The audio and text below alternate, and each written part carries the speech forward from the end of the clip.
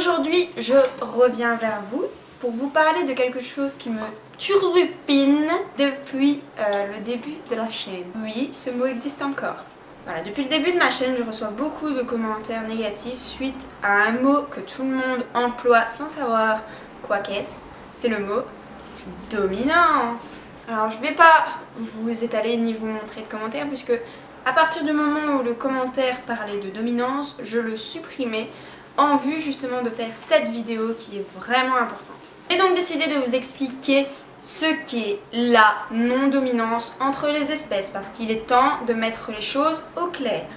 Mais en gros, vous allez me dire, qu'est-ce que c'est la dominance? Ou bien, est-ce que j'ai bien compris ce que c'est le terme? Ben, la dominance, c'est tout simplement être le dominant sur quelque chose d'autre. Donc, dans notre exemple, nous serons le dominant sur le chien ou sur le petit chat. La définition exacte, c'est fait pour quelque chose de dominer un ensemble. Maintenant, nous allons démonter tout ça et tout simplement vous expliquer pourquoi le chien ne peut en aucun cas dominer l'humain.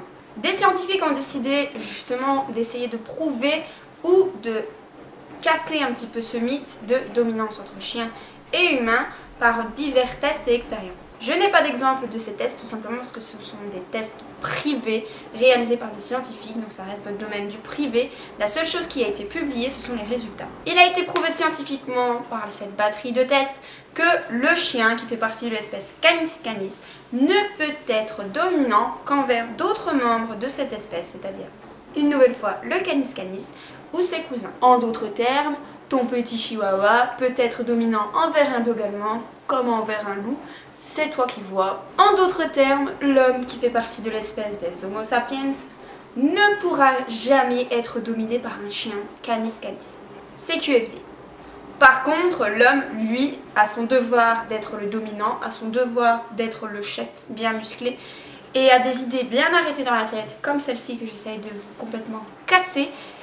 Et donc, l'homme cherchera toujours à dominer les autres espèces par la déforestation, par l'implantation de béton, par le fait de battre des animaux en les enfermant dans des cages. Bref, l'homme, c'est une grosse saloperie. Maintenant, pour répondre à tous ces nombreux commentaires qui me disent « Ne mets jamais le panier du chien dans un coin où il l'a vu sur tout le monde, c'est de la dominance du chien », ben vous allez avoir l'air bête, tout simplement parce que le problème ne vient pas de là, puisqu'il n'y a aucune dominance. Et du coup, vous allez vous demander d'où vient le problème. Eh bien, il vient tout simplement de vous. L'homme a été créé tout simplement d'une manière un peu conne, puisque les trois quarts, je ne fais pas de généralité, mais les trois quarts des hommes rejettent toujours la faute sur quelqu'un d'autre, alors que c'est leur faute principalement.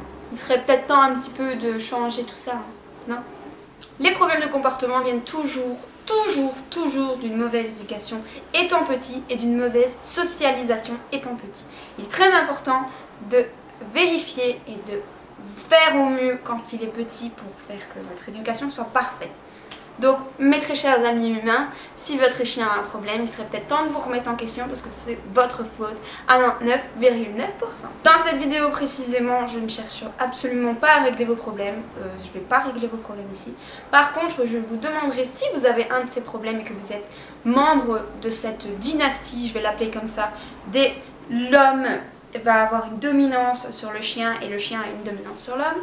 Je vous conseille d'écrire votre histoire à vous et à votre chien en commentaire, savoir ce que vous avez fait, si vous avez fait de l'éducation, à quel stade vous vous êtes arrêté, qu'est-ce que vous avez appris à votre chien, est-ce que vous avez été un éducateur, etc., etc.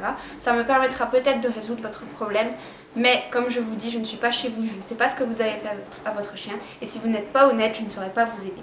Chaque problème a une solution. Alors, si vous voulez vraiment trouver cette solution, il faut considérer votre chiot comme votre égal et ne pas chercher à être dominant envers lui.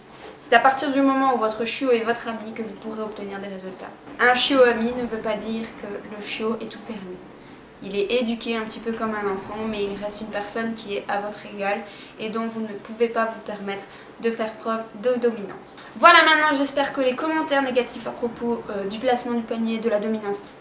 vont stopper parce que moi j'en ai un petit peu marre de devoir soit toujours répondre, soit d'effacer. Je perds du temps pour les vrais abonnés qui ont des vrais problèmes et qui ont vraiment besoin d'aide. Donc s'il vous plaît, partagez un maximum cette vidéo pour que enfin les commentaires comme ça arrêtent.